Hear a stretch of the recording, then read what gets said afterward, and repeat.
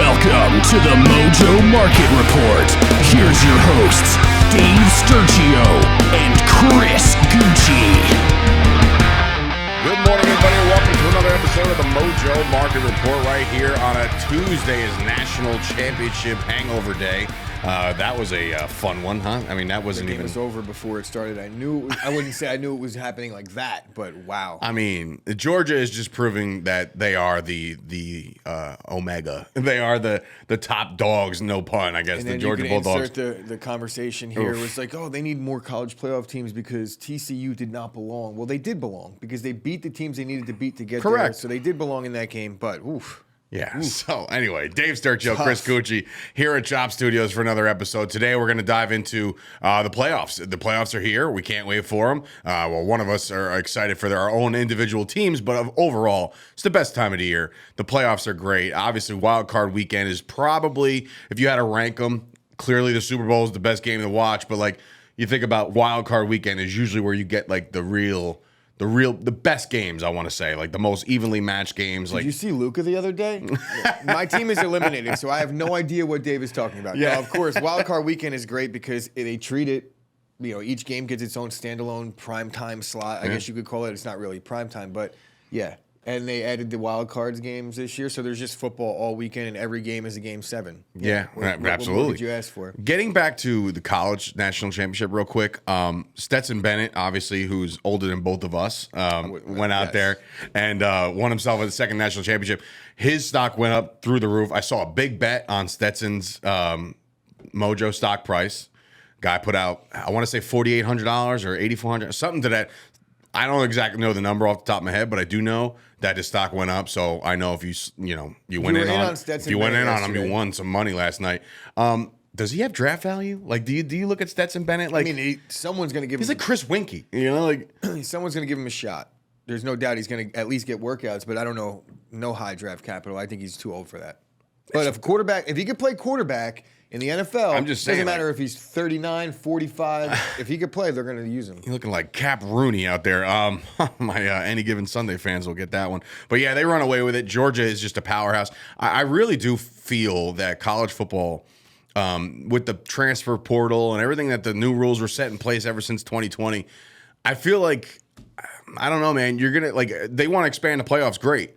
But you're going to see the same powerhouse schools in there each and every year. Whoever has money, it's a bidding war. It's literally the NFL with no salary cap. Yeah, but it has almost little or nothing to do with the transfer portal. If anything, I would say that the transfer portal may make it where other teams could get a guy from an Alabama who's not playing for 2 years, and then they get a good recruit because he's sitting in Alabama. Kind of like what Joe Burrow did. You know what I mean? Yeah, I mean it's common, and I think what the transfer portal that they have right now, I understand it's like the Wild West, but it's better now that it's the Wild West and they're able to do what they want because legally there was no reason why they shouldn't have been. And you're having a kid sit out a full season of eligibility because he wants to go to a different school. It just seems like it's backwards. It's in that regard, I agree. Yeah. But I'm just thinking at what point will Georgia, Bama, those teams, what point will they fall off? I don't think they will ever for as long as we live and as long as they have the exact same people in place. Coaching aside, how many national titles do you think Georgia has? They got back to back, but they only have 4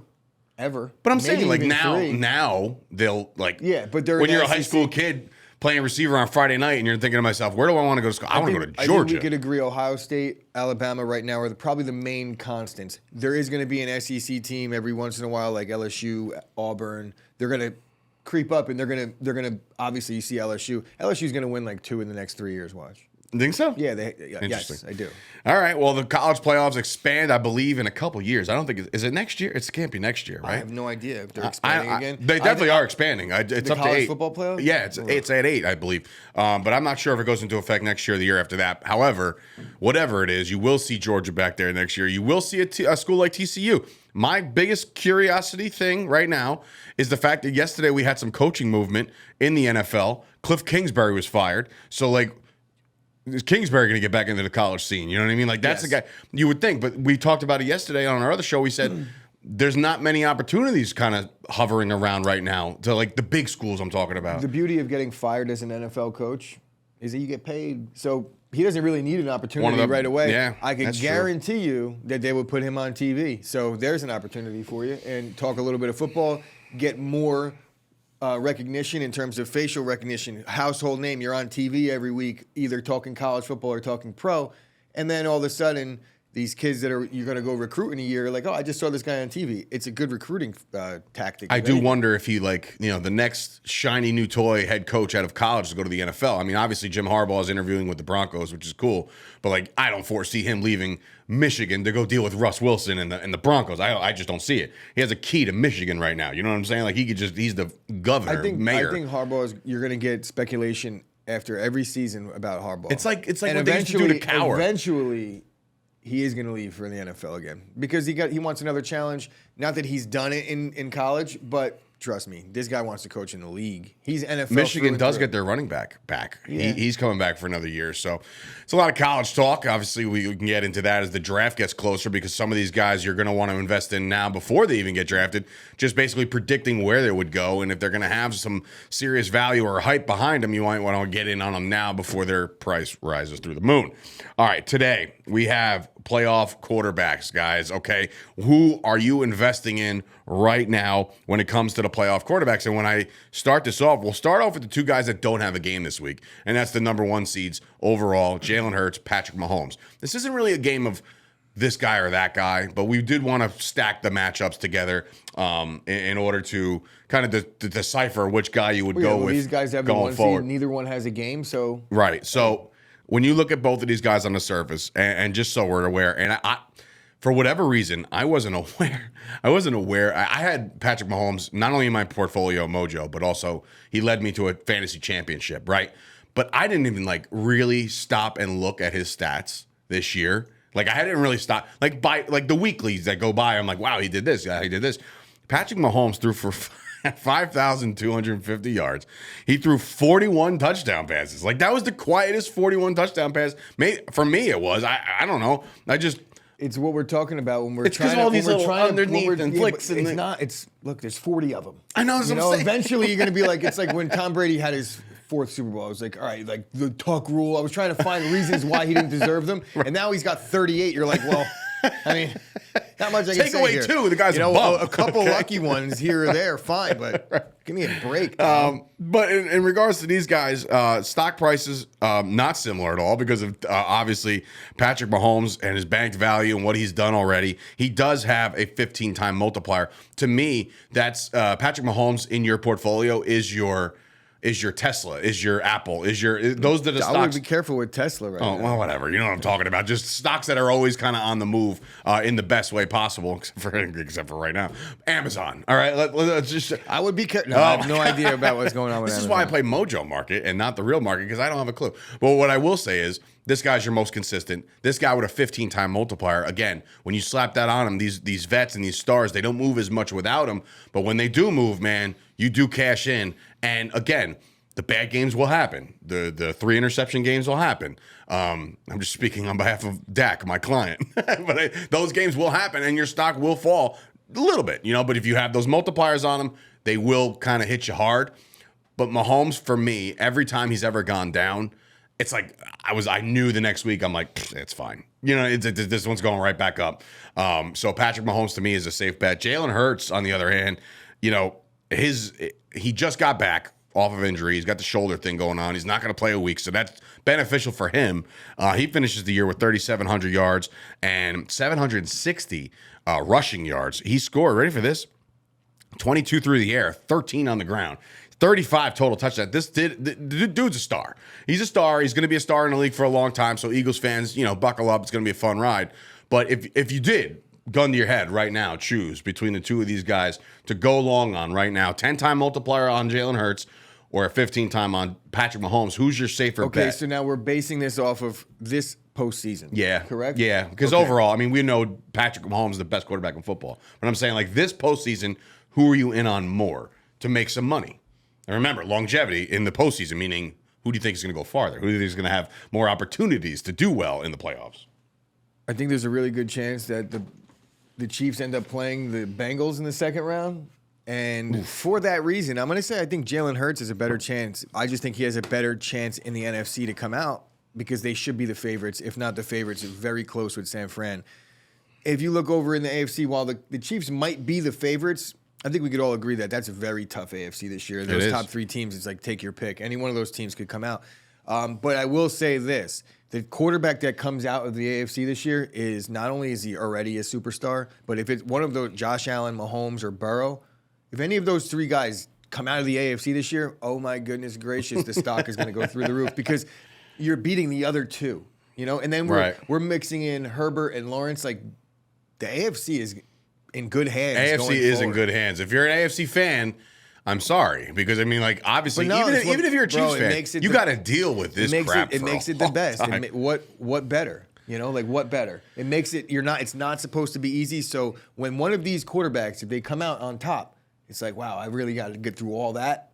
And the Mojo Market will probably respond accordingly and get paid. I wholeheartedly agree. I think that the Chiefs have a better chance to win the Super Bowl if they play in it. Because they don't have to play the AFC, but they're not going to. It's going to be tougher. So basically, he's calling the AFC champion the champion. Yeah. So that's how you're looking at it. So Jalen Hurts, while you might have a good postseason, you might not get that Super Bowl bonus that we're all coveting. I think Jalen Hurts is a better buy for the.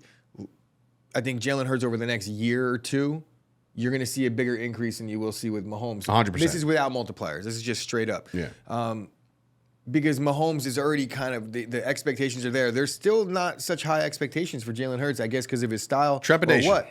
But look, Jalen Hurts are going to make money if you invest in him now. Invest in both, but I would say Hurts for the rest of this postseason, which is crazy to say. It is crazy to say. So moving on, it's like you see the charts now. They just wait till you get to Brady Dak. It makes Dak look like he hasn't played. I know it's ridiculous. But now we'll focus in on the 2-7 NFC spot. That's Brock Purdy of the 49ers and, of course, Geno Smith of the Seattle Seahawks. Geno Smith had himself a fantastic season, gets the Seahawks to the playoffs, man. I looked at Geno Smith and the Seahawks as a whole, and I said they'll be jockeying for position with the Bears for the number 1 overall pick. I got the Bears right, but the Seattle Seahawks proved a lot of people wrong. So credit to Geno, credit to Kenneth Walker, credit to the coaching staff. Everything that those guys have done over there post Russell Wilson. It was kind of insane to me. So it's Geno and it's Brock Purdy. Now, Brock Purdy's only got a 2-time long multiplier, but the expectations going into his stock portfolio were super low. Like the guy's going to be Mr. Irrelevant, last pick in the draft. Nobody really believes in the guy. He's playing mistake-free football. But if I'm looking at both of these guys as a whole, I'm looking at longevity in the playoffs. And I think the Seattle Seahawks are the one-and-done team this year, as much as I think they had a magical season. I'm going long on Brock Purdy right now because I think this kid has a chance to go play in the NFC title game. That's where I'm at with Brock Purdy. Yeah, I mean, that's a no-brainer for me as well. They're going to win the football game. And just aside from that, I think Geno is a good investment right now because I think Geno signs a long-term and he's a free agent to be. So, yes, he's going to get some serious cash. Even if he gets bounced, the odds are he's not going to play well against San Francisco on the road. Nobody's going to expect him to. So Geno goes out there and throws a dud up. Are we really going to be like, oh, my God, Geno's done? No. Geno went on the road in the postseason in San Fran and did what we thought he was going to do. So right. I say when he gets his contract, there's going to be an uptick. I'm not sure how much of one, but you could definitely expect an uptick in Geno come off season at some point. But you might have to just wait for him to get this L first. So catch this L, Geno, and then in the offseason we invest. And don't write back. Is that a deal? Don't write back. Is that a deal? That's a deal. But Geno, there could be other teams that are looking for a Geno type vet quarterback. Maybe a reunion in New York.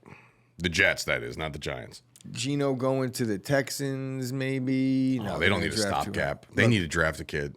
Yeah, the Texans need to draft a quarterback. But I think what you saw this year or the last 2 with Zach Wilson, and like I've said this tons of times, not every quarterback is ready right out of the gate. Just because you draft him doesn't mean he's good to go. Sometimes you need a year or 2, and if you want to do things the proper way and keep your quarterback confident, etc., then you're right. You sit him.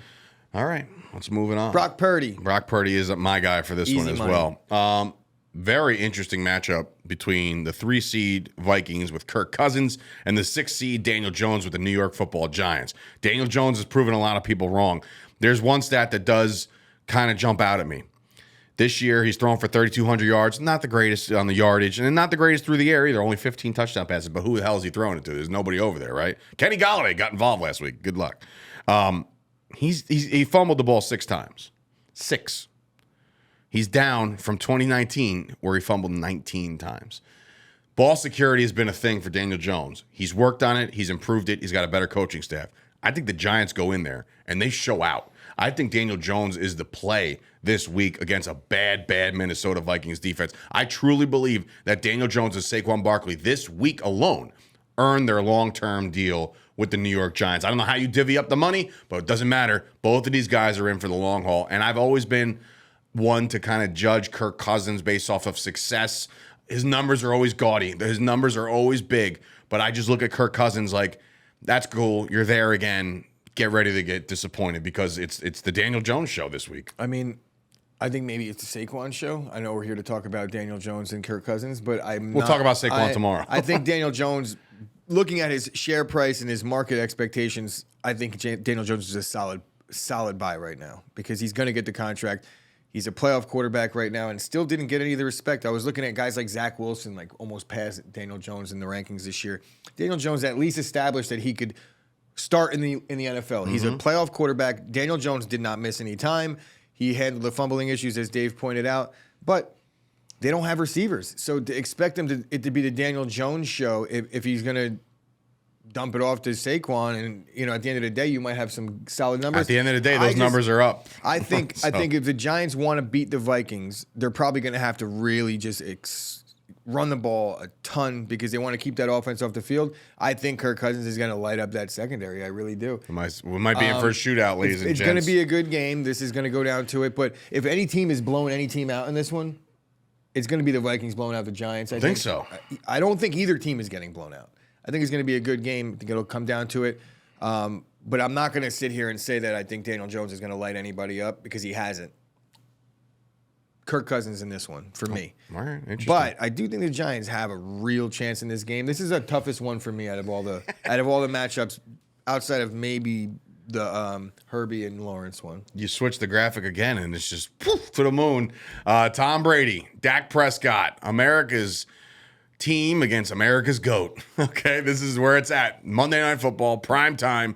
It's Tom Brady, who we've talked about at length about will he, won't he come back for another season. The divorce is behind him. He's got his kids settled to where he's got to settle. Now he's playing good football again. The last couple of weeks, he's looked a little better. He lit up the Panthers. Didn't play much against Atlanta.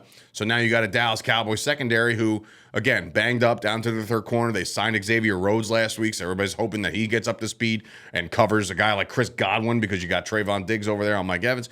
Tom Brady has a chance to do damage, I think. I mean, if the Cowboys can't get home and get to him, Tom Brady will pick you apart. Flip side of the coin, Dak Prescott, one of the guys. Obviously, I love the kid. I think his personality and his moxie is great. His skill level is there. I believe he's got all the intangibles to win the big game. It's just that his turnover woes have been troublesome. Some are his fault, some are not. But overall, are you going against the GOAT here in a quarterback matchup as far as who would you go long on in regards to having an extra game, realistically, I'm not going to go long on either of these guys for this game. Okay. I'm worried That's okay too. I'm worried a little bit about first of all, I don't think Tampa Bay is going to do much offensively. So I'm not really in on Tom Brady. I understand that they've had success sporadically down the stretch, but you got to imagine that the Cowboys defense is going to play their ass off in this one. This is what they've been on. So. They've been carried by their defense largely most of the season in their running game. Mm-hmm. I can't invest in Tom Brady.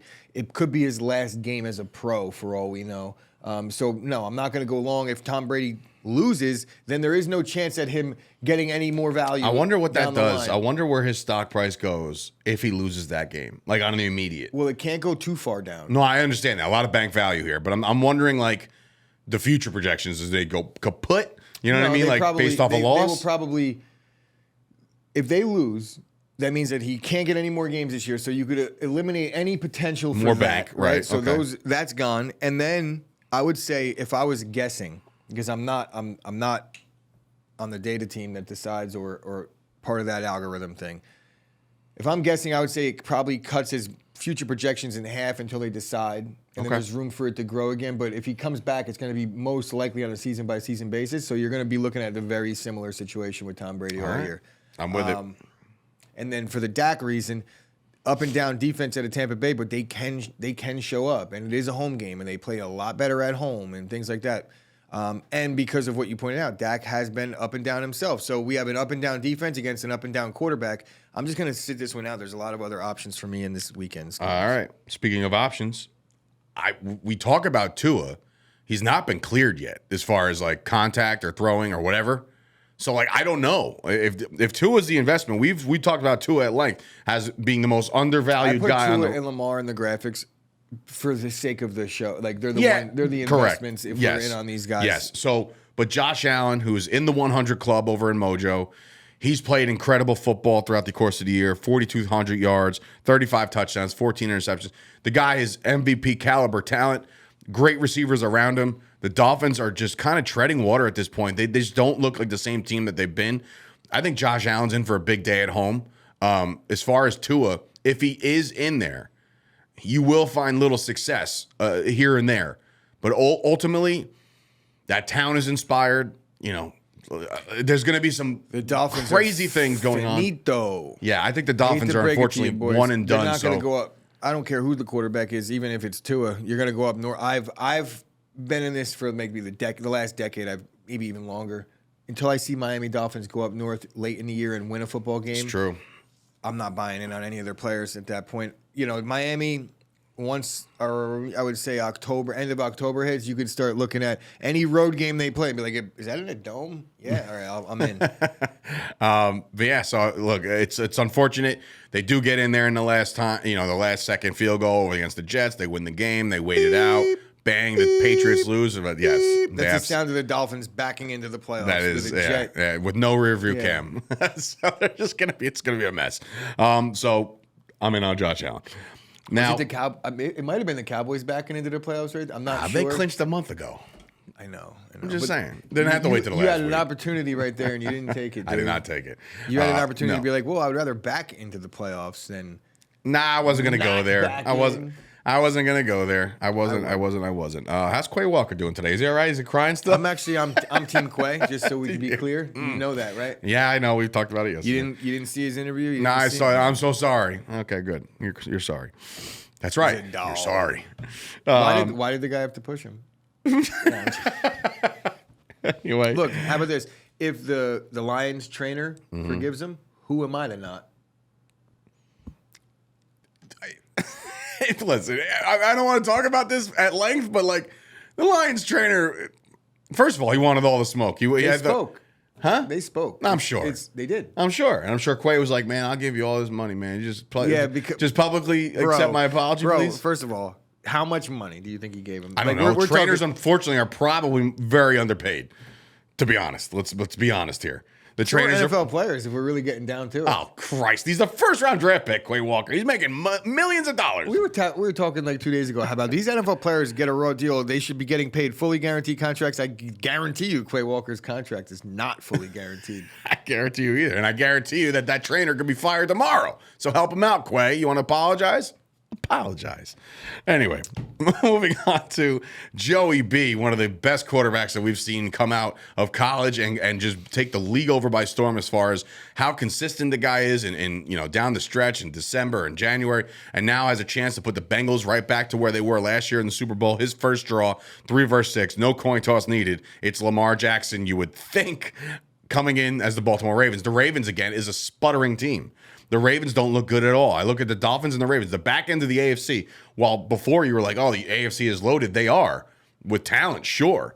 But that 6 and 7 team, I'm just like, they're not there. There's no reason for them to be there. I mean, Giants, Seahawks, pretty bad for 6 and 7 as well. So I think the Giants played well, and so does Seattle. They played well in spurts. I'm looking at both of these teams, the Dolphins, and they played well in the beginning, but they just completely tailed off. I mean, yeah, outside of last week, Seattle's looked like garbage too. Well, whatever. But look, that aside, Joe Burrow's going to the Super Bowl, baby. I'm all in on Joe Burrow, and I'll all out on Lamar, but I will wait on Lamar until the offseason hits, and then you could expect look, the Lamar thing is going to get hairy before it gets better. I can promise you that. It absolutely will. So there's going to be a lot of up in the air speculation about what's going to happen with Lamar. I don't think the Ravens are going to act fast. They haven't. There's been no indication that there would be any action. They didn't do it already, after they missed that deadline, they were just like, all right, whatever. Like, we'll figure it out when it's I don't know, time. man. Maybe Lamar wants out. They haven't really done much to help him out offensively over there. And if they don't want to pay him and they want to call the plays that are seemingly the plays that they are a risk of him being injured, all bets were officially off once the specific players moved to new teams. After you're thinking to yourself, no way, right? When Brady left the New England Patriots, no way did we see him in another uniform. I would say I was just going to bring up I would say Russ Wilson. 25% chance Lamar's out. That's what I'm saying. I think the pretty, percentage is pretty increasing. high. Yeah, I think it's high. going up there more than that. Yeah, I mean, like the Ravens. Look, the Ravens know they need this guy 100% for them to succeed in the immediate future. If they want to blow it all up and start over, by all means, do it. But I think if you're a playoff team now and you're a playoff team last year and you're a playoff team coming up next year, if you're in that realm of possibilities to make it, you got to lock down your quarterback. That's the name of the game. And I don't think they're even close. I don't think they're close as far as like the relationship. I think it's all fractured right now. And look, I'm not trying to be, Sturchio or anything like that, because I did say that McVay would be out of there very soon. I think it was like 5 weeks ago. I'm thinking right now, in my humble opinion, my gut of guts, I think Lamar Jackson is playing somewhere else as the richest quarterback in football somewhere else. If he's going to get the richest, he's going to get some sort of record deal. I do think it's going to be the Ravens at the end of the day. I think it will be really bad. A lot of things have to happen, and a lot of things have to go south for that. Agreed. I think Lamar stays, but I think it's going to get ugly before he does. And there is a chance that there is some games missed next year. Even Ravens fans, buckle up. It's going to be a bumpy road, man. I'm telling you right now. If they franchise tag Lamar, it's $40 million for a franchise tag. I don't care what it is. I'm saying that's a direct hit to your salary. It could be $100 million. Lamar's not going to play under it. No. You see what happened this year. Look how long it's been taking him to come out with a knee injury that's like undisclosed, really. Think about it. Like how many times, like the high ankle, low ankle, whatever the hell it is. Like there's not been enough reports on it to know what the hell's going on. We won't get into the contract aspect of things. No, but whatever. Yeah. It'll happen. Anyway. Lamar should be a Raven by next year, but that might be the worst thing possible for his stock. This game might be my favorite game outside of the Cowboy game for obvious reasons. This game coming up is going to be my favorite game and favorite two quarterbacks to think about like long term. Trevor Lawrence right now has shown that he's the number one overall pick. He was the guy. He's the best quarterback to come out of that draft class, and it's not close anymore. Now it's Justin Herbert, who has, again, this year at spurts, I'm like, this guy ain't all, whatever. But then sometimes I'm like, damn, dude, this dude is good. So now you have Trevor Lawrence against Herbert, Jaguars, Chargers, probably the most evenly matched up game heading into this. Again, the share prices alone, not similar because Justin Herbert's been there just a little bit longer. But there is a 10-time multiplier on Justin Herbert, which I know you were in on early. And, of course, there's a 5-time long multiplier on Trevor Lawrence, who, if you're I would not invest in Trevor Lawrence without the 5-time multiplier. I think this kid's going to skyrocket. The more years under Dougie P and all the talent they're bringing around him. Looking like the first of He's making guys better. This could be the first of many playoff appearances between these two quarterbacks against each other. I think it's going to be good. Like we just talked about the AFC. I'm very excited about seeing these guys go, match up against each other. I'm in on Herbert over Lawrence right now in terms of who's going to win this game. I think that Trevor Lawrence is, his stock is fairly low considering that he's the best quarterback prospect since Andrew Luck, Peyton Manning. One more year of playing the way he's playing, if he has any success whatsoever, like people are just dying to anoint Trevor Lawrence again. Trust me, like the market, everyone. So if Trevor Lawrence has a little bit of success this postseason, he might very well be the quarterback right below or above Herbert next year. And let's think about this. Ready? Calvin Ridley's on that team too. So if we're talking about next year, Christian Kirk, he surprised me. Zay Jones. He lived up to his contract. Evan Zay Ingram. Jones. Evan Ingram might be out, but he's back. I think he's made himself a deal. I agree over there. as well. Travis Etienne and Dougie P. Dougie P, the head coach. Jaguars all of a sudden they got some weapons to over watch. there. How could you not be in on both of these guys? If we're talking about this postseason, I'm rooting for Lawrence. Even though I'm very much so invested in Herbert, I just also have a lot of Trevor Lawrence football cards that I want to go up. So I'm in on Herbert I'm in on Lawrence. How about that Drew Lock card you more in on pulled Herbert. yesterday? The Drew Lock, it's a low numbered. If the wrong card, wrong Right. player, I was gonna say, but it was a dope card. Drew Lock. That would have been a great pull 3 years ago. You know what I mean? Yeah. I mean, hey, he hasn't had his opportunity. It's still a lottery ticket. He's still one of the greatest. Do not invest in Drew memes Lock. of all time. Him on the sidelines, just kind of Swag Daddy Drew. Swag Daddy Drew. Anyway, guys, do us a favor. Follow us on the social medias, the interwebs, right? TikTok, Instagram, Twitter, at Mojo, MOJO. Of course, join the Discord because it's the place to be. If you want to get all your intel, all your the people, all these big bets that you're seeing right now, if they post them on Instagram or they're on the Twitter, they're on the Discord too. So you can't miss them, right? They're going to be right there in your face for you to either tail or say the other way and say, like, last night, did you have a inkling that Stetson Bennett was going to stink? Then you could have went short on him. If you did, I'm sorry, because the Georgia Bulldogs ran away with it. But yeah, so horrible national championship game, by the way.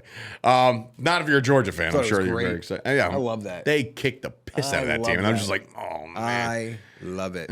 Well, it is what it is. There's all those teams out there. Oh, they should let Cincinnati in. They should let these teams in. They deserve it. They're 12-0. It's like. They deserve what? An ass whooping on national TV? Trying to embarrass me on national TV, and they indeed were. Tomorrow, we'll dive into the running backs in the playoffs, which guys you should do, get involved in, invest, and make some of these big money bets like you've been seeing on the social media. So, and, there are a couple teams out there with a dual running back set. Would you invest in both of them? I would say like an A.J. Dillon and a Aaron Jones would be a perfect thing if they made the playoffs. See, I was waiting for it. In the chamber. For Dave Sturchio, Chris Gueci, this has been another episode of the Mojo Market Report. We'll be back here tomorrow, running backs time. Enjoy and bet responsibly and all that good stuff. Nah, he's out there now. He's mad. He's mad at me now.